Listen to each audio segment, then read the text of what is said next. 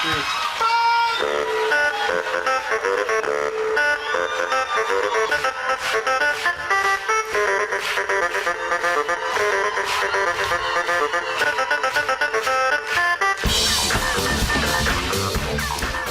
Hello and welcome back to SuperCoach Edge. We've finally got footy back in some form, albeit match simulations that were filmed, unfortunately, with a virtual potato in 2-pixel quality and on a tilt equivalent to the cameraman's standing on the side of a mountain and filming. But hey, it's footy nonetheless. Now, Liam, have you recovered from the vertigo and dizziness since watching the games? Barely. I've never felt so seasick watching a game of footy before. But it is great having footy back. It was like, I mean, this is probably not showing my age, but I don't know what it is like nowadays. But back in the day when you did your hazards test, yes, for your license, I swear that was filmed with a potato, and then it was shown on a microwave. Because that was what it was like. That's what it felt like. You were like, that was the technology at the time. Yeah, and that's what apparently KO's technology was this time. Yeah, it's forgivable at the time. That was a style at the time. But nowadays, where you can actually shoot things in 4K, which they don't, which is annoying. But like shoot at 1080p, like the normal, like here I am talking like a bloody complete videography nerd that I am. Literally I am. Yeah, it kind of makes sense. But yeah, it's just so frustrating because here we are, we get our first taste of footy and we tune in. And you can it was at the point where it was, I know that the Essendon Gold Coast game, that was beyond farcical. That was absolutely crazy. The Carlton Collingwood one that I tuned in first and foremost for because I just wanted to get a fix of my baggers. But that wasn't too bad, I must admit. But I tried to tune in to the Gold Coast Essendon one. No. Woo! And I can tell, Liam, you've got a bit of a sway about you. So yeah, I think I'm still feeling it. Crazy. Yeah, but just before we kick off, just wanted to throw open the chance to name my team for another few weeks. So there was there was a few good entries that I liked, including Meritorious and On Its Merits. Yes. That was good. I like that. Yeah, I like those. I like both of those. But I just want to see, let's just see what other options there are. So those two are definitely clubhouse leaders at this stage. So if you want to name my team with a Don's player pun, chuck it in the comments and I'll pick the best one. I will. I'll let the people decide my team name. The people will vote. Exactly. Until maybe narrow it down to maybe 2 or 3, and then maybe put up to a poll. Yeah, I'll give a nice short list. Yeah, I'll give a nice short list. I like that. And then when the poll's halfway through, you can do the old Donald Trump and be like, "Stop the votes! Stop the votes! Stop the count!" And when the count comes through that I don't like, just be like, "Nah, it's rigged. It was rigged." Yeah, it's rigged. Yeah, all those postal. Yeah, Elon Musk is all those postal votes. All those postal votes. We've got to wait for the postal vote. All the dead people who voted on my... But I did team name. It's in that high demand. Makes sense. Exactly. But so yeah, over to you, the good folk of the SuperCoach community. But let's jump into it, Damon. Yeah, look forward to that. But yeah, on the agenda for today's episode, we'll be discussing, of course, all the games, all the match practice games, as well as the intra clubs that, weirdly enough, Bulldogs and the Giants only did themselves. So it's like, no, we don't want to mingle with you other folk in the competition. We just want to keep it in-house, which is kind of in line with Bevo. He's a bit of a nutter at times. So don't come and punch me in the head if you listen to this, Bevo. But we'll be discussing all of those games. So who stood out in terms of performances, who faltered, and point out other important areas such as obviously player positions and more. But yeah, I don't know about you, Liam, but it's probably left me with more questions than answers following these games. Yeah, you and I both. I reckon my team's changed more in the last... when did those games happen? Last Friday, Friday. I reckon they've changed more on that time than it did in the past 2-3 months before that. So yeah, definitely. But as always, you can keep up to date with all things SuperCoach on our socials, on Twitter at @SuperCoach_Edge, Damon at DamoJ88, myself at @LiamEvans_95, Facebook, Instagram, and what else? TikTok and YouTube. Of course. Yeah, of course. SuperCoach Ed, search it. You'll find us there. And don't forget to like and subscribe on YouTube. We're edging ever closer to that 500 milestone. Yes, where we will be doing that little bit of a special, super juicy giveaway. Yes. Special. It will be special. So make sure to jump on board and support us. We are obviously very appreciative for every subscriber that we get. But also a reminder about our SuperCoach Edge group for those that haven't joined already. It's free to do so. And we have a SuperCoach Championship ring who have come on board again as a sponsor for season 2023. So thank you to the good folk at SuperCoach Championship Ring. So check out the website. And I mean, they've got a whole array of different rings you can do, even customizable ones. Amazing. Maybe that's one we'll look into next year potentially. Maybe, yes. Which I keep forgetting about, and then they just like, here you go, have a ring, and very very nice of them to do so. So that is up for grabs for the leader come the end of the season. So the code to join our SuperCoach Edge group is 249149. So it's pretty easy to remember, 249149.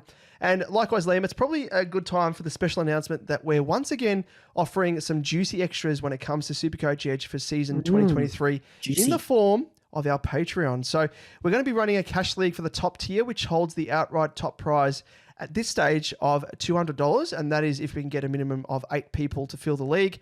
If we can fill it to, say, 10, 16, 18, or even 20, then the top prize will, of course, be expanded. So, jump on board, and the more the merrier in this case, definitely so, when it comes to the top prize.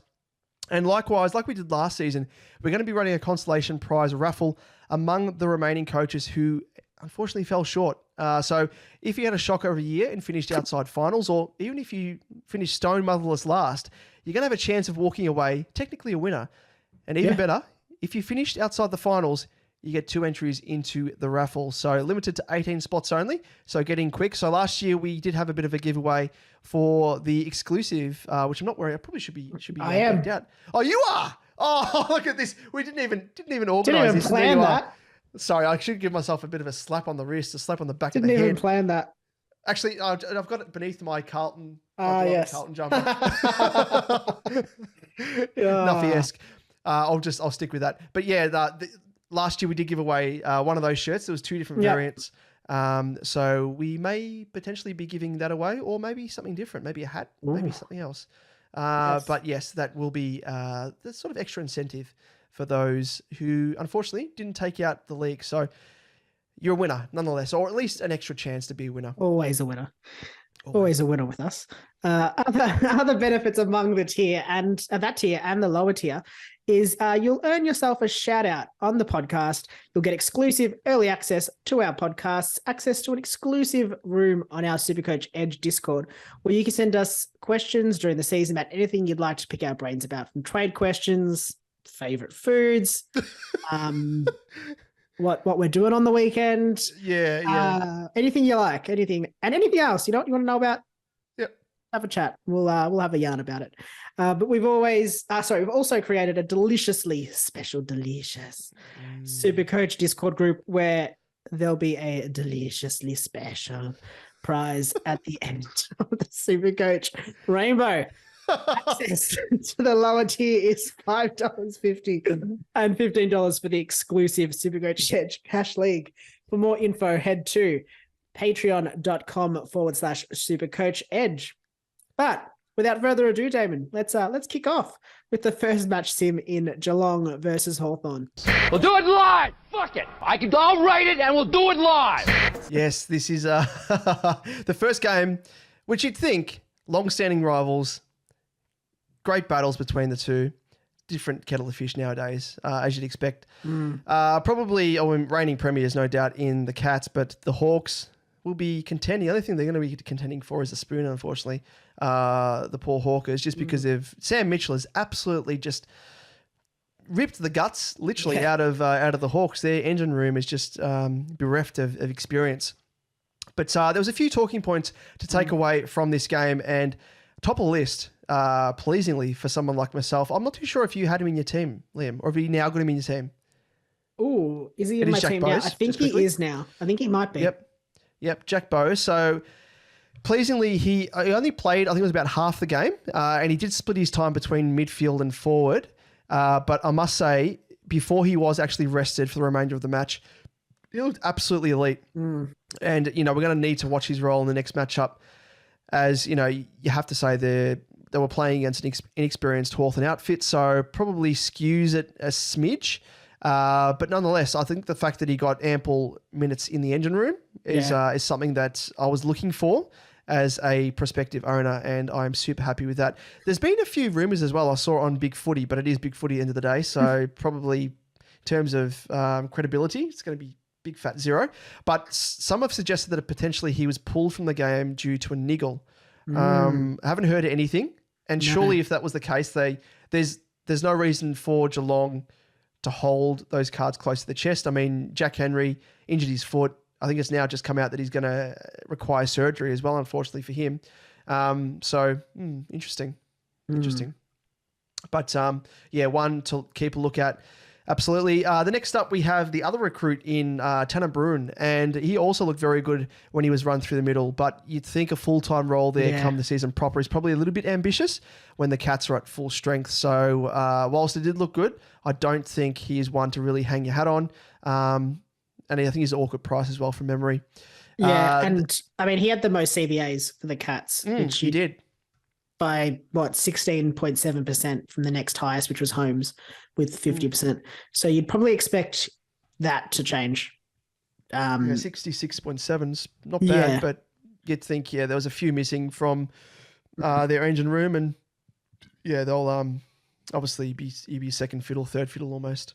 Definitely. But moving on to another notable player who a lot of us have in our teams at the moment, and it is Tomcat Stewart. So he was just no way of saying this otherwise. He was just his usual impressive self with his intercept prowess across the 3 quarters. He did play before he was managed by the Cats, so a bit of a tick there of affirmation for those of us who already have him in our teams.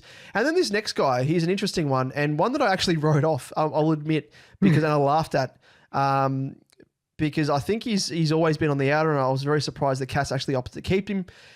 It is Radaglia, but as we've mentioned in previous episodes, the Cats trialled him in defence in the VFL, and to great effect. So he was played there in defence again in this practice game. And again, he stood out for all the right reasons. The other part, which I mentioned before, Jack Henry actually went down with what I think is an ankle injury, and he's been ruled out for, I think it's, 6 to 8 weeks or something potentially, at a guess. He's gone in for surgery anyway on his... so you'd expect him to be was it ankle or foot potentially? I don't know now. Was it foot? It was the lower leg. Was. Foot specialist, sorry. Yes, I apologise. But ankle, foot, whatever it is, it's all the same thing. But anyway, he's... so he is out for a little while, unfortunately for him. But that also does bode well for Radaglia, because he could virtually just slot into his spot. Yeah, as a relatively cheap forward ruck as well with that DPP, if you have him up forward and you've got Madden as R3, you could potentially just, because a lot of people are thinking, should I have Darcy in R2, for example, and then have someone else in the forward line I can swing to, and hopefully Gawn gets the DPP that I can use to swing, or vice versa. Like now, our prayers have been answered so early on. And Henry was also being played up forward. You've mentioned here as well, Liam, as a replacement for Hawkins, who's going to miss some early games. So, in terms of that, Radaglia could potentially play up forward as well. As we know, probably not to good effect going by previous seasons, but who knows? It adds an extra layer to him potentially as well. Yeah, I think that's the only concern that I have with him now is Henry going down might mean that he has to play forward potentially.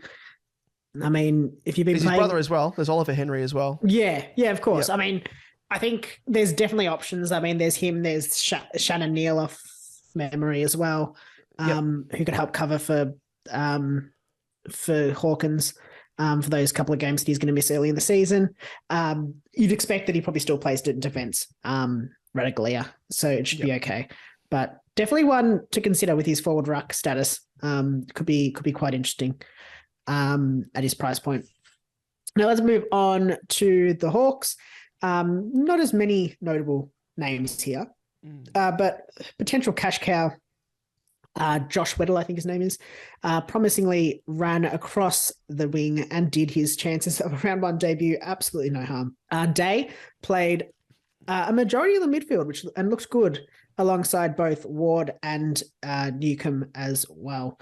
Warple, on the other hand, didn't stand out enough to catch the eye, with the usual question mark over his poor disposal. Once again, a big factor here. I just don't think he's going to get. I just don't think he's. I mean, watch again. Probably have to watch the next. He's going to have the opportunity, but it's just. Is he going to be able to take that next step? I mean, he had 56.7% CBAs.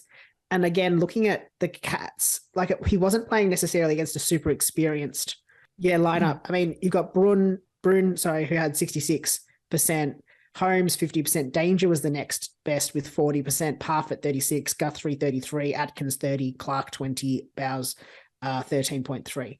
So yeah, it's not like he was up against, I know they're the reigning premiers, but he wasn't up against like a gun midfield. So for him not to stand out is a bit of a concern there.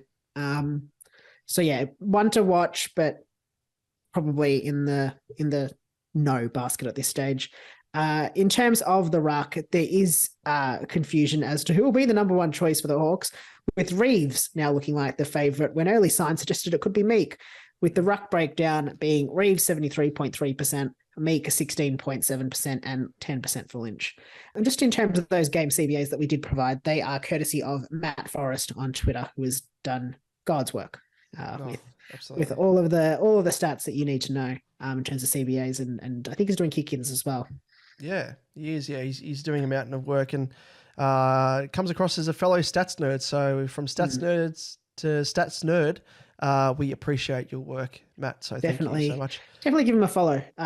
Let's find his handle is at Matt MATT Forrest FORREST 29 on Twitter. Give him a follow. Absolute gun. Now, Liam, the next game was we're going to title this the Vertigo game because it left you pretty much sideways, just having to lay down just on the floor, looking at the ceiling for a fair while. I watched it. I was sick on part of the weekend, and watched this game, and it actually made me feel worse. Like I had to stop watching the game. I had a migraine, and it made it worse. But I soldiered on for the good folk of SuperCoach Edge. And let's kick off with my boys, the Dons. Number one, my boy Parrish led the CBAs with 78.3% and was as dominant as usual in the engine room. He's one that has now, I'm going to say, looks not likely to start on my side, but has been one that I'm now considering a bit more. Yeah. The Dons' early run is pretty decent, and he likes to beat up on sort of weaker opposition, I want to say. Not that the Dons are super strong opposition for other teams, but sort of weaker midfields. And I think he might be in for a good year. And he looked good. Looks good against the Gold Coast Suns. Ridley led the kick-ins, another one that's enticed me. But I don't think he'll start. I don't think I'll be picking him after what he did to me last year, with 43% playing on from 3 of 3, and took some nice intercept marks. Looks to be back in that role that he had prior to 2022, where he did have that nice little breakout. Menzie, Jai Menzie is in definite line for a round one debut. I think if Don's Twitter is to go by anything, I think there's going to be a riot if he doesn't get named for round one.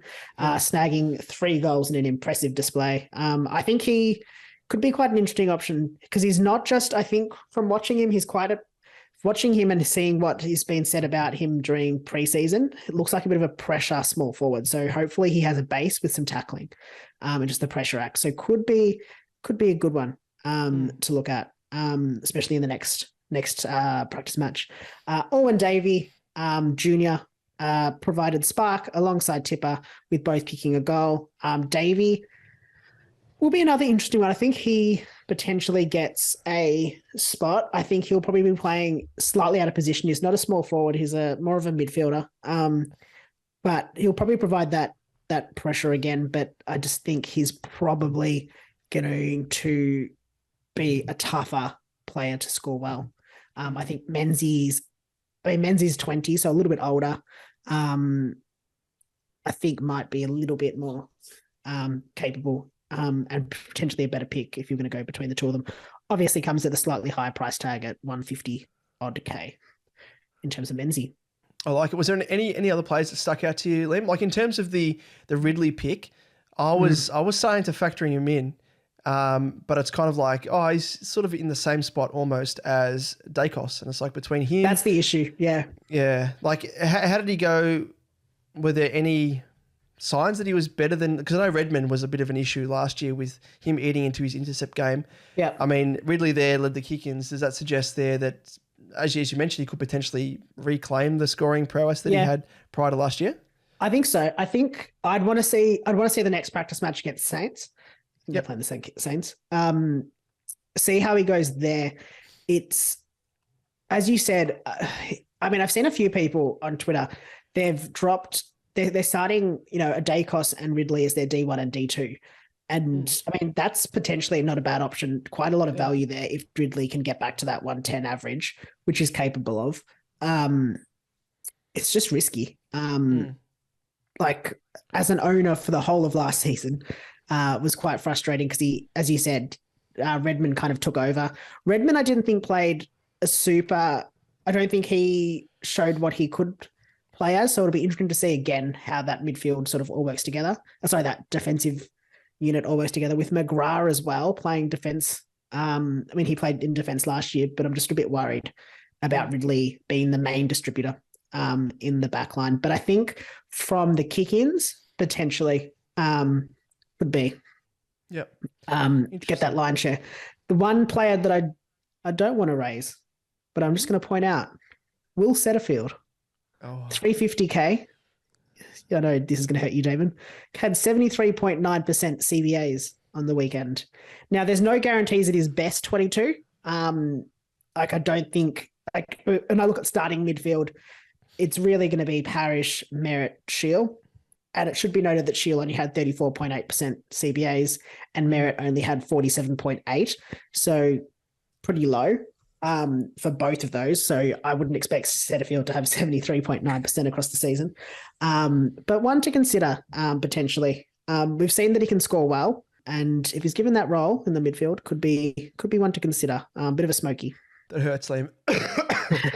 I'm choking on the prospect of not having it, because I've always been a fan of setters, and it annoys me that my club just so willingly gave him up, despite the fact they knew that I was playing him out of position. And we were chatting about it prior to this episode recording. Yeah. And I recall back in 2020, he had a scoreline of like 88, 97, 102, 98, 115, 50, bit of a downer. Then a 102, 82, 141, 97, 88, 107, 111. Those are all consecutive games. So he has the ability, when played correctly, like he was that season, it just annoys me. So yeah, maybe there is merit to it. Yeah, potentially. I like it. Could be a smoky. I mean, again, it's just hard. It's hard with these match sim, really. And those not preseason games, they're match sim, because when it's 5 quarters, or well, not even quarters, 5 periods, or 4, as opposed to 4 quarters and different times. Like it's really quite difficult to carry a lot of weight to how they're structured up. No, he's definitely in terms of those numbers. Yeah, definitely. I don't mind it. We'll watch this space. Let's move on to the Suns side of things, and a bit of a saving grace here. This guy first up. We've been crying out for defensive rookies, defensive cash cows, and Charlie Constable. He's come through with the goods, because he was the most notable, camped in defense, bit of a change in role for him. And he took 57% of the kickouts, so the most for the Suns, and played on in all of them, 4 and 4. So tick, tick, tick. He's doing really, really well here. And looks to be, like I said, the cash cow we've all been hoping he would be. Though we'll probably need to watch Powell and Weller and their expected return dates, of course, as they could potentially push Constable out of the best 22. And you noted that, Liam, and that was a very, very good pickup, because we have to keep that in mind. Even though players are performing well, and especially those in new roles, you have to look into why they're being played in those roles. Is it because another player is out, which in this case there's a couple there. So keep an eye on their expected return dates for sure. Yeah, I will say he looked, I don't know, I want to say he looked almost good enough to hold his spot. Yep. But again, it's hard to say that. It's hard to say that without seeing it backed up again. I'd be watching Powell and Weller, but if Constable's named for round 1 in the defensive line and Powell and Weller are playing, then yeah, definitely pull the trigger. Yep. Yeah, he's got a bit of a versatility about him as well. He is traditionally a midfielder. Has been played up forward as well at stages when he was at the Cats. So it's not the be-all and end-all. If those two do come back, if he is performing quite well, there is still a chance that he's going to be pushed into a different position that he's more accustomed to. So, but still, by the same token, yes, very good pick up there. Keep that in mind. Next up, we have Long, who came from the Saints, of course, took the second most kickouts with 29% and played on in both of those that he had. So not many kickouts, as you can see there, but yes, he still had 29%. And we'll probably want to watch him in his next outing before picking him because he didn't really impress as much as what he could have potentially. I know there's a few out there like Abdul, Abs Magic, who was pretty keen on him and he was let down, unfortunately. Yeah. But yeah, don't write him off. And it isn't an official preseason game. So see how he goes in the one coming up and assess from there, I guess. Next up, we had a youngster, Humphrey, who looked quite composed in his first outing, but his role will probably mean he's likely limited in his scoring depending on his goal scoring ability. Took a couple of good marks. Looked like he had some really good awareness as well. Chopped off a couple of intercept marks. So one to keep in mind. But then also another, it was a stupid, sexy Flanders. Sam Flanders. He was stupid and sexy for the right reasons though, because he kicked 2 early goals, and one of which was an impressive Daniel Wells style goal, just a scissor kick out of thin air. Really impressive there. Good reaction time, and was switched between forward and mids, and is one to watch in the official preseason hit out to come. But keep in mind that without Took playing, we'll likely see less mid time. With Took playing, he's not going to really see as much opportunity. But I was a little bit disappointed. Took playing here. Yeah. Yeah. I was a little bit disappointed because I thought that he might have seen more mid-time than what he actually got. He's kind of a similar role to what he had last year, even though he's scoring all right. But I don't know. 8.7% CBAs. Yeah. I think he's a pass at this stage, unless in the next preseason game he really shows a lot more. Yeah. I think it's too risky. I think at his price, I don't know, he's over 200. I can't remember how much he is exactly. I think there's probably 250 odd. Yeah. Yeah, there's probably better options as a forward mid that are probably cheaper even, or even just as a forward. Does give you the versatility obviously as a forward mid, but I just can't see the role being super strong for him. I know we've seen him in the VFL, VFL for Gold Coast, killing it, but yeah, it's tough. Tough. And just to note as well that Ben King was load managed and didn't play, and likewise Tookie, the running man Miller, due to a hamstring strain he sustained at training recently, that they said, "Oh no, it's not bad," and then came out. It was actually after we recorded our team reveal, made us look like chumps, and they said that he's not going to play both preseason games. So thanks for that, Gold Coast. But yeah, he's definitely one that we've no doubt both considered Liam in both of our teams. We won't give away as to what we've done yet, but yeah, his spot has been put up for reconsideration. But shall we move on to the next game? Let's do it. Let's kick off with North Melbourne against Richmond, but I think we might have, we'll kick off with North. We saw Sheasel was outstanding in his first hit out, playing across half forward, and was in a player that I wasn't considering at all. I don't know why, but may have snuck into my side. I can't remember if he has. That's literally how many changes I've made to my side. I don't know who is in my side right now. Did make it into his way into it across the weekend at some stage though.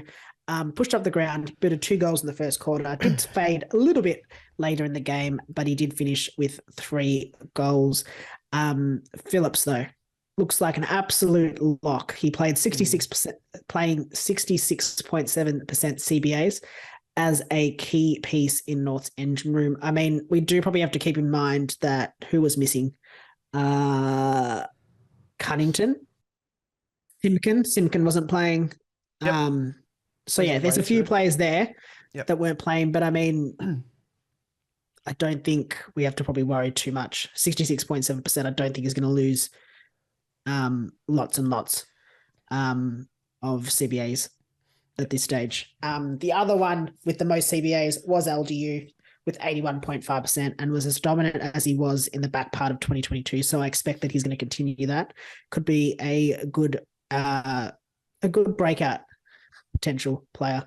Obviously, if you're picking him at his price, you are picking him as a keeper. And you are expecting him to be top 10 mid by the end of the season. Yeah, very nice. The other one that stood out as well, unfortunately for me, because there's another guy that I wrote off, I'll admit, and it is Jay-Z, just because he's been so up and down in recent years. But remember when he was playing out of defense, and he was doing quite well. Well, that looks potentially like it's a blast from the past, and he's gone back to defense because he had the most kickouts with 55% and played on from all 5, whilst McDonald had 45% and played on from all of his 4. So with Jay-Z especially, he's one to watch because he's going to be awfully tempting if his defensive distributor role continues into the season proper. He's an awkward price as well. He's an awkward price. 70 odd or something awkward thereabouts. But really awkward. I don't know if I can do it to myself. And I don't know if it's a thing that's going to be consistent. Like, I still am unsure with Aaron Hall. Like, and Gota as well. There's so many guys there that could play that role as distributor, as kick-in taker. But yeah, I don't. From what I didn't catch this game, I'll have to admit.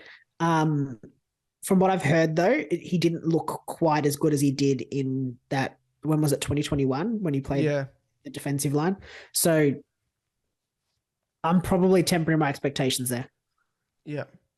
Hopefully he puts in a stinker, so I'm not even tempted out of his next preseason outing. But we'll wait and see what happens there. Just to round out North Melbourne, so the other guy who stood out was Comben. He had some great moments up forward for North, and Gota as well, who I spoke of. Did enough. Wasn't a complete standout, but did enough in defence to be kept watch on for the next game on this weekend across the preseason.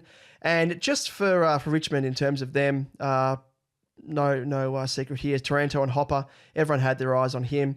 Both of them had an equal 70.4% CBAs and were equally as dangerous as one another playing through the middle. And Taranto was probably extra potent, just considering the fact that he floated forward as he did when he was at the Giants and kicked a couple of goals as well. So both of those guys at this stage, no surprise, should be a lock and load for both of these dudes. Good to know that those two are looking good. Been locked in my side all preseason, so I feel somewhat vindicated so far. But I mean, it was just against North, so we have to be a little bit mindful. That's true. Anyway, let's move on. Your mob against Collingwood. Hey, we got to win. We got to win as well. I don't know, it was like 10 points or something. Hey, started the season on the right foot. That's what you need. That's what you need. Exactly. I'll kick off because I'll talk about Collingwood, my favourite team.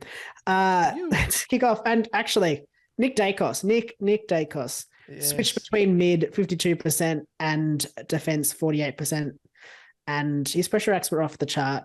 And he is in my side. He's in mine. I know that one.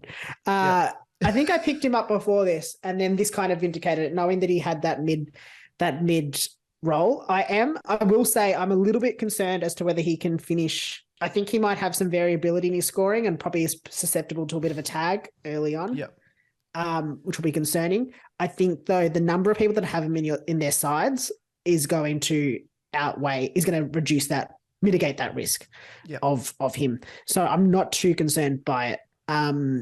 I think he could, and I just think if he can continue that mid time, will be very, very, very juicy. Mitchell, on the other hand, spent various stages up forward, swung there with Elliott among others. Bit worrisome if you ask me, especially if he continues that in the next practice match. So definitely one to watch. It seems a weird choice though by McRae, if I'm honest. I don't know. It seems a bit strange. So I don't know if there's more to that than what meets the eye. Now, probably the saddest one out of all this is Darcy Cameron had 37.5% CBAs and shared the ruck with Cox, who had the 50%. And that's a bit of a worry. I will say Cameron hasn't has made his way out of my side at this stage. Not sitting in my side, even though he has that beautiful forward ruck DPP. He did have that hamstring concern a couple of weeks ago, so maybe that affected his share of the ruck. But yeah, bit of a worry. Probably one to avoid potentially at this stage. Yep. No, I totally agree there. I'm starting to question it myself. And he's actually made his way out of my side. I can reveal that. And I opted for a cheaper option that I won't reveal who it is just yet. But just on Dacos as well, I remember seeing he was around about 47% as of like a day ago, and he's up to 49%. Yeah. Equal most ownership alongside Elliot Yeo in defence. So there we go. He is, like you said, most popular option outright. Yep. Oh, sorry, equal there. So, yeah, it sort of mitigates that the risk. Yeah, and that's kind of what I had in mind as well, that if he doesn't come on as well as what we think he will, especially early on, could be one to potentially sideways trade or downgrade, or if you wanted to do that early rounds to try and get a jump on others if you think he will continue a slow start. But moving on to Carlton, my mob, and I must say from the get-go, of all the guys that I think I'd be saying I'm most impressed with, TDK was probably down the bottom or thereabouts. His dominance in the ruck, like he's chalk and cheese compared to what he was like even last year. Like his biggest issue has always been the fact that he's been slight in his frame. He's super tall, beanpole, but he was always getting pushed off the ball, pushed out of the ruck in contests against bigger bodies. And he was pushing around both Cameron and Cox. I mean, Cox is obviously tall there, probably easier to get around, but still bigger frame. And he did really, really well. Like just purely dominant in the ruck. Even his tap work was really, really sublime. And he's marking around the ground. He's always been a good mark, good leap, but his work around the ground was super impressive. Not going to compare him to someone like a Grundy, who's like an extra midfielder, but the way that he moved around the ground, he just shat all over Pitney, who's an old school ruckman who lumbers around the ground. So smooth movement by TDK and pure dominance there. So for me, I'm going to say he's a big smoky. A lot of people are talking about smokies in terms of your man Draper from the Dons. No one's spoken about TDK. So it would not surprise me in the slightest if he looks super fit. And that's the other thing as well. I think this is probably the one preseason where it's been faultless. No injuries, no issues. Just 100% fitness. So that's a big takeaway as well. So it's not just like I'm sort of noticing the changes in players. A lot of players look the same, but he looks like a complete standout. So I'm quite bullish on him. Let's just say that. But I'm not going to be. I'm not having said that, I'm not that game to pick him outright as R2. But one to watch maybe. Interesting. And sorry, probably a player we should have spoken about in Draper as well. But I do like that big smoky, big smoky there. Yeah. What? Just quickly, just backtracking on Draper. Was there anything that stood out? Did he? He came on, or is he came on late? So played. They had Phillips as the main ruck. Phillips and Bryan as the main rucks to begin the match. He came on, I think, in the third term. I want to say. Yeah, I think. Off memory, but came on and first hit out was just straight down the throat of, I can't remember who it was, but Essendon player. Essendon midfielder. So just immediate impact. I don't know. Think it's still probably too big a smoky for me. I want to see more from him. If he comes out and dominates against Marshall in the next match, then potentially potentially could make his way into my side, just being that price point that could open up the field a little bit more. For me. Well and truly. Looking for one of those players, aren't we? Just to help us budget wise. But back on with the baggers, and the last of those that sort of I noted down. I don't know how to pronounce this guy's name. Chincotta, Ricotta, whatever it is. He actually looked really great. He took the game on, and I reckon he could be in line for a round one berth alongside potentially Cowan, who's another one who big raps on him in the draft, slid all the way to pick 30 for Carlton, and actually won the best and fairest for all the players in the NAB league. So highly touted, and looked really composed for a youngster, especially being his first official hit out. So really bullish on him, potentially as a bit of a cash cow off the bench. Cowan, or even Chincotta as well. He's a defensive midfielder. And bargain basement price, 102. Yeah, 102.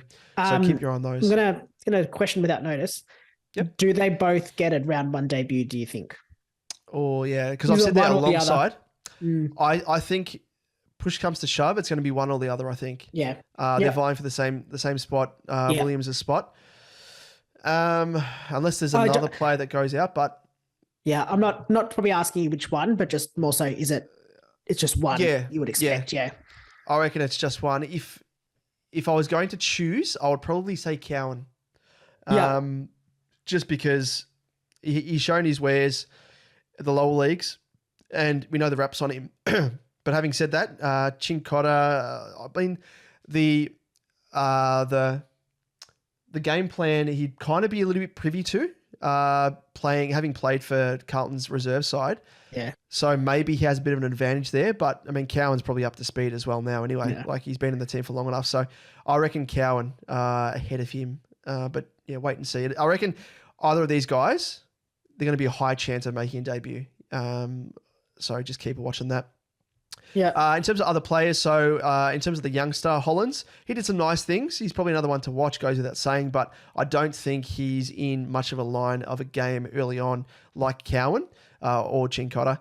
And Cripps as well. I'm probably butchering his name, so apologies to him. But Paddy Cripps as well. Not that I don't think a lot of people will be starting him just due to the hefty price point of Cripper. But he actually rolled his ankle late in the game, even though the club assures us that it wasn't severe. Who knows? So just keep watching that. If he takes his spot on the weekend's preseason game, then should be fine. But if not, just be wary. Just be wary. Yeah, definitely. And I guess one player to talk about as well would be Doherty. Did have 36% CBAs, but that seemed to be later in the game or later in the quarters. Yeah, he played predominantly out of his natural position in defence. Yeah. So he wasn't starting there. He wasn't getting prime opportunity to build up minutes in the midfield, more of a relief type thing, and played out of defence. So back to his traditional spot. So keep that in mind as well. Yeah, probably doesn't preclude you from picking him, but just something to keep in mind that he's not getting that mid time necessarily that we all were hoping for. Yep. Exactly. Let's move on to the Sydney the Brisbane game and kick off with Brizzy here. New recruit Josh Dunkley got off to an absolute ripping start. Thank God. That's what we all wanted to see. Starring in a performance that featured 2 goals, splitting his time between forward and midfield to great effect. And I think did himself plenty of favours. Yeah, no harm in all of us wanting to select him in F1. Sorry, yes. I couldn't think of what letter. There he goes in his F1 car. Sorry, it's a terrible gag. It's a date gag. Moving on. Ashcroft. Ashcroft was incredible by hand and foot and treated the Lions forwards to some silver service in some great signs of things to come in 2023. And I mean, got that midfield time, 44.4%. Obviously, keep that in mind that it's still a preseason game, so might not get quite as much. But definitely good signs from him. And I mean, I'm sure he's locked in pretty much everyone's side. If he's not, get him in. Will be the Dacos or the Walsh of 2023, you'd expect. Or probably what Rao could have been of his year. Yes, true, very true. Cam Rayner played off half back, which I know we've heard about, but different position for him. So one to keep an eye on. Whilst Wilmot spent most of his time on the wing and looked good. I think he's done himself no harm again. I think he should be locked in for at the very least bench spot for your defensive line. Fellow recruit Gunston kicked 3 goals, whilst the other recruit in McKenna was a little bit quiet off halfback. Probably not danger signs, but just keep that in mind. Keep that in mind. Neil was in the wars. He copped a corked quad and a dislocated finger. Jesus. But the club is adamant. He was adamant him not returning to the field was purely precautionary. So, probably not too much to worry about there. Did you just call him Jesus? Yeah, he was almost nailed to the cross as well, the poor bloke. Yeah, I know. Poor guy. Bloody hell. Poor Jesus. Poor Neil. poor both of them. They went to the ringer, absolute ringer. Sorry, sacrilegious here. Apologies. Neil is not in my side though, so No. too bad. Sorry. Yep. Too bad, so sad. Yeah, too bad. Sorry about that. And just quickly on dialing back to Ashcroft, he is currently in 71% of teams. Should be wow. 99.9%. That's true. So for the, what's that, 29%? What are you doing? Stop stuffing What are around. you doing? Get him in your team. Moving on to Jokers. the absolute jokers. Moving on to the Swans and your man, Goulden. He made it straight to my side. He's done it. Is he? I knew it. So he had great midfield minutes. He had to the tune of 70.4% and rotated with Heaney at various stages, but Heaney's more up forward and was quite lively. Mills had reduced time in midfield and played weirdly enough up forward. Interesting. Just building that forward craft. And then the other one, which has kind of cropped up in the SuperCoach news cycles pretty much today and yesterday, Lachlan McAndrew, who's the mature age ruckman, I think he came from the VFL, could be gifted an early debut, handling the ruck in the absence of Hickey, McLean and Laddams, who are all down with injury at the moment. Interesting. He could be facing Jared Witts, round one. Geez, tough ask. Which is funny as well because, again, Witts benefits again from injuries. Happened so many times last year. We've been through this. Damn him. I'm not getting Witts. Stuff him. Yeah. And so I think it's a risk with McAndrew. I mean, he's 123K, so good price for a potential R3. But he... So it's a nice day for a white wedding. Trying to put you on. Nice price for a white wedding. With Hickey, I think I can't remember if Hickey is 4 to 8 weeks until return or 4 to 8 weeks from the start of the season.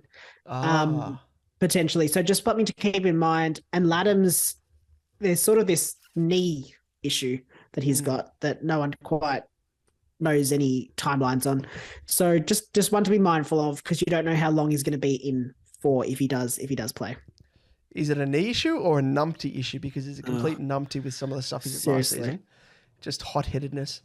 But yeah, you're right though. Definitely one. And that's going to be a bit of a talking point, isn't it? We'll maybe delve into next week, or at least leading into the season anyway, as to do you go with the floating donut in Madden at R3 or do you lock in Lachlan McAndrew at R3, or do you put alternatively keep Madden as R3 and Lachlan McAndrew on your bench to provide that swing? But then again, we've got Radaglia. So yeah, there's a few things to keep in mind, that's for sure. Good point. But let's move on to the next game, shall we? Yes, it is St Kilda versus the Demons. And what we wanted to see was that Marshall was strong in the ruck and he took the majority of the ruck, didn't really rest forward much. Rested forward a little bit, but it was really resting forward as opposed to sort of being a relief forward, if that makes sense. Did some great work around the ground as well. Heath was the relief ruckman, so is a potential cash cow on the radar as well. Cordy did fill that hole left by King at full forward to decent effect, or decent enough effect, I think. I mean, Saints did not do well in that game. From what I saw, I think they sort of broke down a little bit going forward. Probably not anything too, when I say concerning, I say that in the sense for like what we're thinking about SuperCoach wise, but it could affect this next guy in Philippou, who will be playing as a forward. Started slow, but did finish with 2 goals. If there is a bit of disconnect between them, between the forwards and the mids, could affect him. And at he's 150 odd, I think, or 160 odd, probably not a great sign for him. Though the injury to Billings probably gives him a good chance to start this at the start of the season to sort of have a decent enough role. Probably another one to watch in his next practice match. I mean, we're really struggling, I think, for forward rookies that are going to be decent. When I say rookies, I mean true rookies who are going to be decent enough scorers. I think a lot of people are really trying to start really keep the only rookie on their field to that F6, and trying to stack the forwards as much as possible. Yeah, which does make sense. No, definitely agree there, and one to watch, no doubt. Moving on to the Ds, and first and foremost, the big, sweaty pink pig himself, Clary Oliver, just absolutely elite. Like, I tuned in for this match, and wow, I was blown away. Him and the next guy, Track, just we all know what we get from Oliver. Like, he was just top of his game from the very get-go. All I can say is he's worth the dollars. He's worth the price tag. He's a gun. He's crispy. He left me salivating for some crispy bacon, pink sweaty pig bacon. I will say Oliver's left my team for the first time this preseason. Not on the back of this performance, I will say, not on the back of this performance, but he's made his way out. Yeah, I'm sorry. I'm sorry to say that. Wow. I am intrigued now. I almost feel like scrapping the rest of this episode and going into your team. Yeah, I know. It's a bit concerning. Oliver's made his way out of my side on the basis that I think you should be able to get him a little bit cheaper. He normally cops a tag. Like every season, it's like clockwork. He cops a tag, drops massively in price, or not necessarily massively, but drops a bit in price, and then you can pick him up a bit cheaper. That's kind of the logic I'm going with. So it was between him and Laird, and Laird kind of just is very consistent in his scoring. So I've kind of gone towards Laird instead. But yeah, that's just, I guess, a piece of information. We can probably chat about it in future episodes a bit more. Yep. No, I do like it, but no, very, very, very fair, very fair. But I just don't want to be missing out on the tasty morsels of crispy bacon. I'll see. I can just imagine you just salivating after round one, thinking, "Oh, I should have had a side of crispy bacon." And I can maybe spare you a couple, but yeah, we'll see. Give me a little bit. Just a little bit, just a little tasting, and then you'll be wanting more. But anyway, moving on back to the game. Track was super dominant. 3 goals, drifting forward. Played predominantly in the midfield, though. Absolute gun.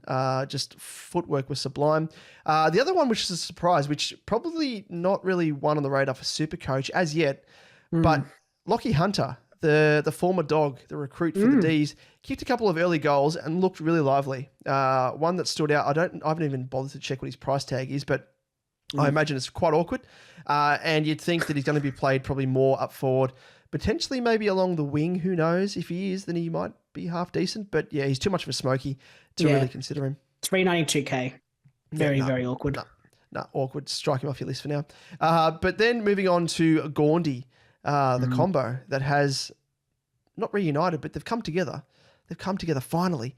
They shared the ruck as ruck forwards, with Grundy having the biggest share with 58.3% and Gawn 41.7%, and just an absolutely scary combo. Especially Grundy. I was really impressed with him. His ability around the ground was on full display with his elite tackling, pressure, and marking. And I think he's at the top of his game from what I saw in comparison to when he was at full flight at the Pies. So he's firming. He's firming. All right, I'm at least firming for him, whichever way you want to look at it. But yeah, he's one that's on my radar now, well and truly. I think if you're selecting him, you have to temper expectations that his ceiling isn't going to be as high as what it was at the Pies, where he was Albert Ruck. No doubt about it. But I think he could produce consistent scores just with his work around the ground. And the pleasing sign was when one wasn't in the ruck. Sorry, when the other one was in the ruck, they were up forward. So when Grundy was in the ruck, Gawn was up forward, and vice versa. And I think that bodes well, especially for Gawn there. Spent a majority of time up forward. So could work well for our DPP activation for Gawny. Yeah, exactly. Very interesting. I think we're going to have to temper expectations on the ruck line. I think gone are probably the days of that 120, 125 average for a ruckman like Grundy or Gawn, and probably anyone else. And I probably think we just have to accept that and move on and just think back fondly, like my parents do, and they say, "Oh, back in the day, you could buy back in my day, you could buy chips for 1 cent." You'd eat for 4 weeks, and I'd be like, okay, all right, sure, yeah, sure thing. yeah. But anyway, so yeah, I think we probably have to be a little bit mindful of that. But I do like Grundy. He's one that I am definitely considering. Just some CBA percentages I think that are probably of note, and that is just Steele, obviously 87.5%. So definitely had the role. One to probably watch a little bit further in the coming games as well. Your folks, did they mention anything about it only cost a nickel to take the ferry? And in those days, nickels had pictures of bumblebees on them. Give me 5 bees for a quarter, you'd say. What was it saying again? Oh, yeah. The important thing was I had an onion on my belt. I do have an onion on my belt. Oh, there you go. It is the style of this time. It's the style of this time. Yeah.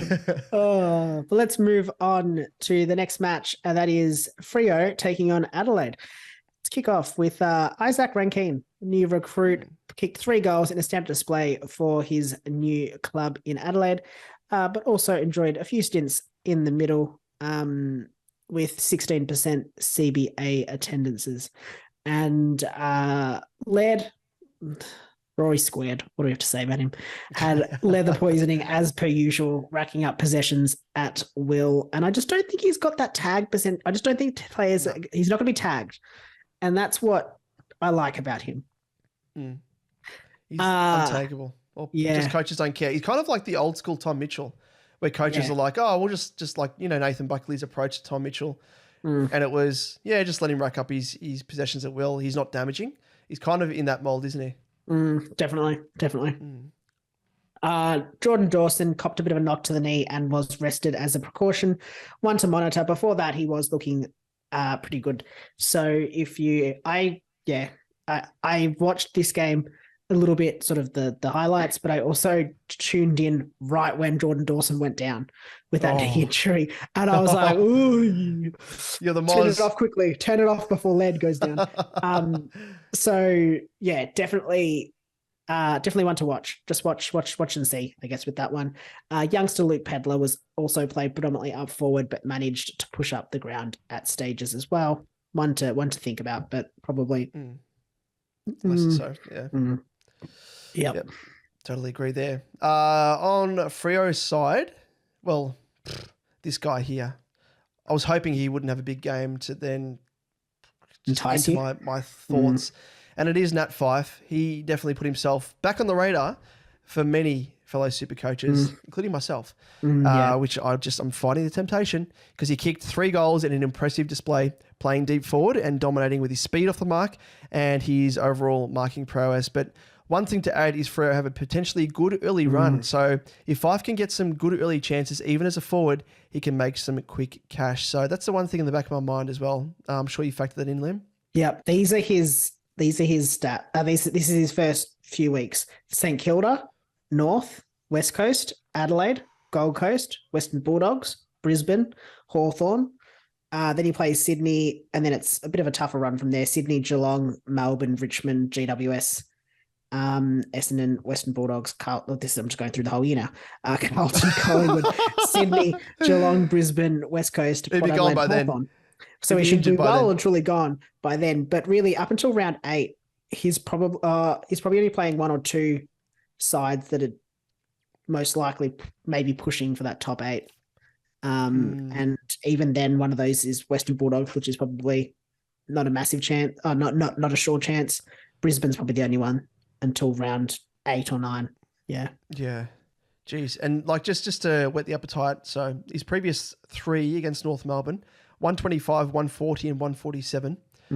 St Kilda was 96, 84, 63, and West Coast, who plays in the 3rd round, 100, 76 and 114. But of course, those are games where he was played in midfield, so keep that in mind. Yeah. But if he's scoring goals, we know what he's like, in those games where he has played prominently forward. He still has the ability to kick those crucial goals, get those extra points in the bank. And that's all you need. Like at that price point, make 100, 150K, and you've invested well. Exactly. But, I don't like it. Don't like it. But we'll see how he goes this weekend. If he has another blinder, honestly, I'm going to have to lock myself in a room with no access to any internet, so I don't feel tempted to put him in my room. And I'm thinking about putting him in my actual room. I'm going to tie him up. I'm going to lock him in my basement. Is this taking a turn? It has taken a turn. Maybe he's already in the basement. No, so moving on to the other notable takeaway, and it is Luke Jackson. He did work in tandem with Darcy in the ruck, but for less than many would have thought, because he only had 25% of ruck contest, whereas Darcy had 75%, which is quite interesting. But he was pretty effective both up forward and behind the ball. So who knows? Maybe he won't have as much of an impact on Darcy. Thoughts? Based off that, I did look at Darcy in my R1 or R2 spot. I don't know what he would have fallen into in terms of price. But the concern that we now have is Jackson's going to miss the next preseason game. So we're not going to get more data on whether the 75%, 25% is actually, what's the right word? Like, it's going to be a true reflection. The true reflection or not. So it's a bit of a concern now. So I don't know if I can pick Darcy without knowing exactly how it's going to look for Jackson. Jackson is a bit of a interesting pick as well, I reckon, for the forward line. Yeah, he is. It's true. Potentially, but probably not with only 25% CBAs. I'd probably want a bit more if you're going to pick someone like him. Yep. Yeah, if he was performing more on the ruck, like when he was filling in for Gawn at the Ds, that is the sort of Luke Jackson you'd want. But yeah, unfortunately not in his current state. But just rounding it out for Freo, the youngster in Matthew Johnson, who a lot of us have had at some stage on our bench, unfortunately only had limited opportunity to shine. So yeah, limited game time, limited opportunity, and didn't do too much to stand out. So keep, I guess, him in mind. Keep a watch on him. See if he gets more opportunity in the game upcoming. But yeah, not good signs. There. No, not good signs. Could be a good downgrade option as the season goes on as well, which would be nice. Moving on to the next game, and it is West Coast versus Port Adelaide, and some very promising signs for us with West Coast, with Yo getting 60% CBAs and Sheed 72%, who played a majority of time in the midfield and looked good. Very pleasing, very pleasing. Yo, I think, also was playing a little bit in the backline. Defense, getting a few kick-ins off memory as well. So that could be nice, juicy points for him there. I think he's definitely worth the pick. And as you said, equal with Dacos in defense as the number one defensive option, or picked option. So that's pretty juicy there. Now, Oscar Allen started slowly as the number one forward target, but did finish with the game with 3 goals. Obviously, with Darling hopefully right for for the first match in round 1, some of the heat should be taken off Allen, giving him a bit of greater chance at scoring. Always going to be tough if he is the number one forward target. If he is the number 2, he's not going to get that, the best defender or the double team potentially. So I think to pick Allen, you probably need Darling in there. But the benefit, I guess, with Allen is he probably gets some forward, ruck contests, which would help his scoring, which would be very, very nice. Now, Chesser was busy along the wing, definitely a player that I think we should be picking. And Hewitt came on late to kick an impressive goal. One to watch, but the fact that he kind of came on a bit late might temper expectations there. Yep. Like all those takeaways from the Eagles, just reaffirm those players that I've chosen in Yo, and Oscar Allen's back on the radar for me for sure. And Chess is in my team as well, so pleasing to see. But on the Port front, quickly as well. Sorry, Ginby didn't play, but I think that was load management as well. Yeah. So I don't think there's too many concerns there. Yep. So keep him in your side because he has looked like an absolute gun. So on Port's front, we have one guy by the name of Judas. Is there a guy named Judas? Oh, sorry, Horn Francis. A lot of the North supporters are calling him Judas. That's the nice things they're calling him. Yeah, exactly right. Yeah, they're calling him other names. So he did actually look to form a key part of Port's midfield, surprisingly. And Nabs, believe it or not, the lion's share of CBAs with 76% and rested forward at various stages. And he's definitely one to watch now, I think. I think off the back of his, him moving to Port after a season at North, that sort of negative press has sort of worked against him, and he could be a real gem, a real pod. I mean, probably should say that Boak, he's probably one that whose CBAs he took over, because Boak actually copped a knee in the back from McGovern early in the second, went down and just was gone. It was down for the count. Not good. It probably wasn't expecting the contact in a practice game as well, the way that it came in. Crazy. And McGovern, geez, built like a brick shit house. Big, yeah. Another one also probably to keep in mind there is Butters didn't play. So there's some CBAs missing there as well. Yep. So if they both return to the lineup, be interested to see what the skew is in terms of his CBAs. If he plays more time up forward, you'd think that'd be the case. Just having to work both of those guys in, but yeah, interesting. Did look like Boak though was playing more as a forward though, so potentially Boak's sort of, I guess, moving into that forward role. Yeah, the old forward role that he had for years ago, and then he was reimagined came in midfield. But the other guy who has been a villain, but now Liam, I think he's in my good books. Villain. Only to you. Only to me. And it is Rosie, because Butters has taken his place as the villain. Thanks a lot, Butters. Hope you melt into oblivion. No, sorry, that's harsh. So Rosie, the good old Rose, he's not going to live up to my man Walshy. So that's what gives me gives me a bit of comfort. But he is a classy player, and that was on full display on the weekend against the Eagles. And all I can say is he picked up where he left off in 2022. He played a bit more time up forward as well, so a bit of that forward mid split, but still looked classy. 52% points. Yeah, 52%. So really, really good. The other player as well, who is, I'm going to say it right now, he's worked into my lineup. Is he? He is. Oh. He is for now, but I've got money. I've got like 100K in the bank, so I could potentially change him to, say, a Grundy. So I'm in two minds. But it is Lysett and forget. And maybe it's just because I've been listening to Abdul for so long about throwing the keys in the ocean, locking away this guy. He's back on the radar. I think Teakle, he was relief ruck. Lysett didn't play the full game, but I'm growing in confidence that he's going to be a potential option. I'll put that out there because it does afford me. He's about 420 odd or thereabouts. Let me just have a quick look at my team because he's in there. 429.9K. If he's a stepping stone, that's the thing. He's not. I see him almost like a Wits, like a Witter. I don't know. Like if he can stay fit, which I know he never is. He's very rarely fit, but he scores quite well. He scores well enough. And even if Teakle plays, Teakle could be more of a forward. I don't know. What am I doing to myself, Liam? Snap me out of it. I'm not against the pick. I don't know. How many times has he played? I think he's only played, 20 games in like one season? Yeah, I know. I probably should just go for Nat Fife in this case, yeah? Yeah, definitely better. 4 games last year, 18 the year before, 13 in 2020, 18 in 2019. 2018 was one and only time he's played 22 games. Yeah. That's the concern that I have for him. Yeah. So, I mean, not a bad pick, I don't think.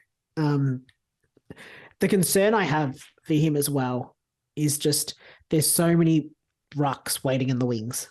Like, yeah, it's true. Yeah. After last year, they've tried so many. Did Finlay? I don't think Finlayson played off memory. What's that in the outright ruck? In this match? This game? No, I don't think he did. Actually. Yeah. So one thing, I don't think he did off memory. I can't picture him playing, but that means nothing.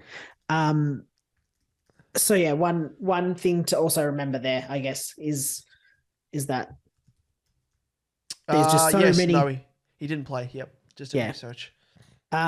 So many ruck options for Port that I don't think he's going to get dropped, but just potentially the double, the tag team ruck potentially, eating into his potential.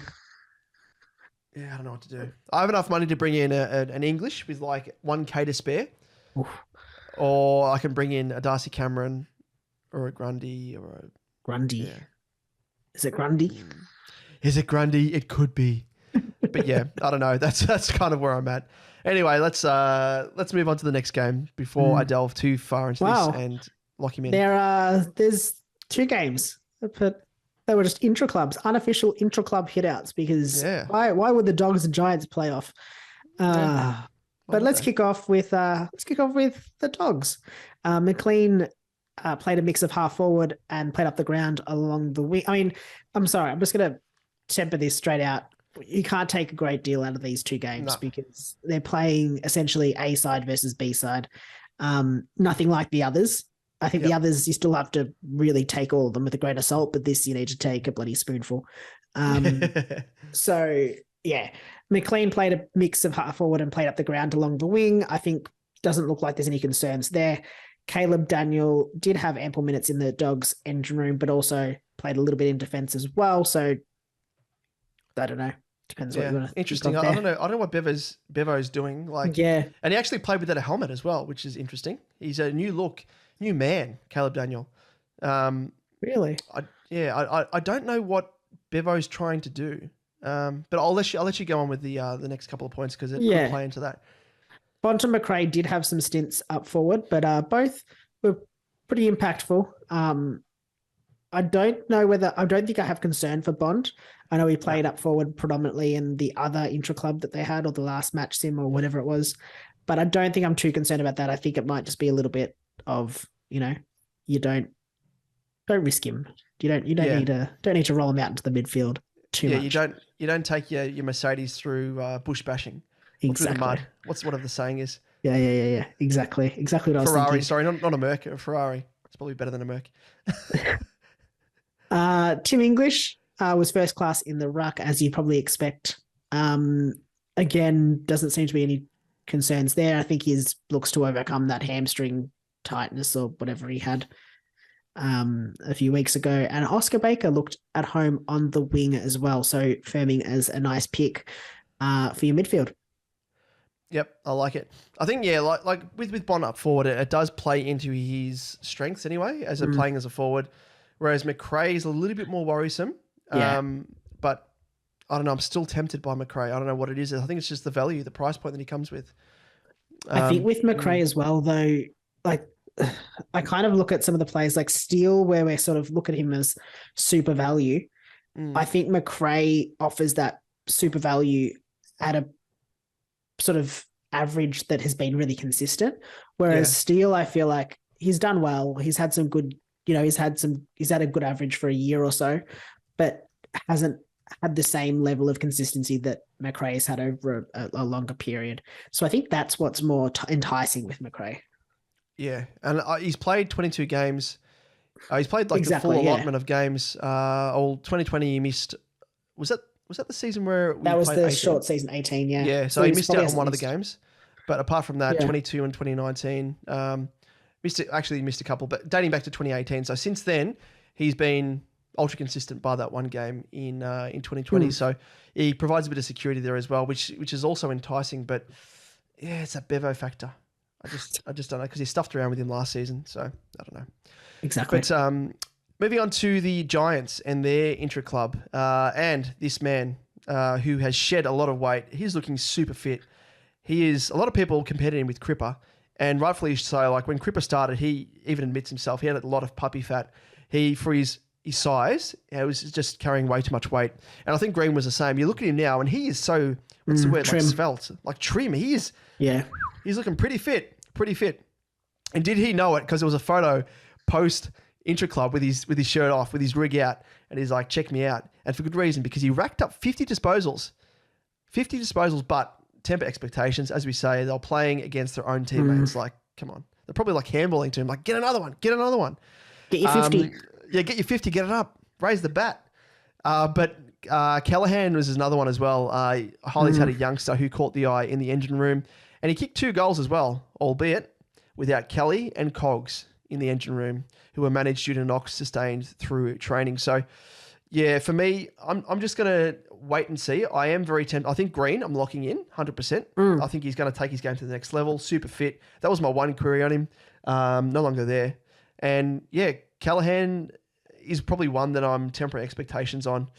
just wait and see how he goes, especially if both of those guys, Kelly and Cogs, play in this next preseason game, and just make an assessment from there, because he is awkwardly priced, 244 or thereabouts. Yeah, 244 on the dot. So, yeah, I'm going to wait and see. What about you, Liam? Well, yeah, I think, look, Green's in my side. I do think we need to temper expect. I think a lot of people are going, 50 disposals, look at him go. He's going to be like the next best thing. I'm not saying he's not. It's just like he was playing GWS's B midfield, which is really their VFL midfield. And without Kelly and Cogs in the midfield, it means that the B midfield would have been even further decimated, because you would have had the likes of, you had Callahan, who I think will be in the A midfield, but probably not the starting A midfield. I think that's just something to consider. Is that 50 disposals in an intra club against a VFL midfield is probably what should be expected of Green to an extent. I just that's probably my only thinking there. Yep, totally agree. But there's another guy as well. He's a bit of a villain, and it is Whitfield. He racked up 34 disposals in his customary position off half back. But I think this happened last season as well in the preseason. Oh, he's going to be playing in defence. Oh, is he? Yeah. Next minute, Leon Cameron. He's like, eat dicks, just like dishing out all the dicks to all of us, and we ate them. We gobbled them up because he got played in a different position, then he ended up getting injured. So I'm not falling for it again. Not again. The benefit, I will say, if I remember correctly, is that he is only available as a midfielder. Yeah. And I think that is what will save so many people from starting him. Yes. If he 473 as a midfielder, he's going to get his DPP status. That's true. You'd expect. Yep. Oh, nah. Maybe. Oh, yeah. Maybe until then. I'm not going to start him. But I could be, depending on the stage of the season, how many trades got left, could maybe be tempted. Do you want me to tell you his start to the season? And his ownership is 1% at the moment, but for good reason. Yeah, go ahead. Go on. Try and tempt me. Adelaide. Yep, that's okay. West Coast. Okay, yeah, it's better. Your mob in Carlton. Oh, that's pretty good. Yeah, kills Doesn't us. mind playing them. Doesn't mind playing my mob in Essendon. Hawthorn. You hear the clicking? I've already clicked him. He's in my team. You hear this? Brisbane. He's in my team. Sydney. No, he's out of my team. Western Bulldogs. After round 6, he doesn't have as great a run. But yeah, no, don't do it. Don't do it to yourself. Can't do it. You're gonna cry. Yeah, exactly. Gonna cry. I know Abdul was keen on him. Don't do it. Don't do it, great man. You're just going to. You're a glutton for punishment. Literally, it's like He'll break down. He will absolutely break down, and you'll break down in tears as well. So don't do it. But the other guy that was notable was Himmelberg, but unfortunately not for the right reasons. For him, yeah, probably so. Good performance, but he started up forward, not in defence. So he's going to be playing forward. It's confirmed, especially off the back of 5 goals against a B team. So, yeah, here's what it is. Yeah, I think it sounds like he's not going to be the swing man as such. He's going to be, potentially more a forward that might swing back as needed, as opposed to being the backman who might be swung forward. So probably one to avoid at this stage now, unfortunately for all of us.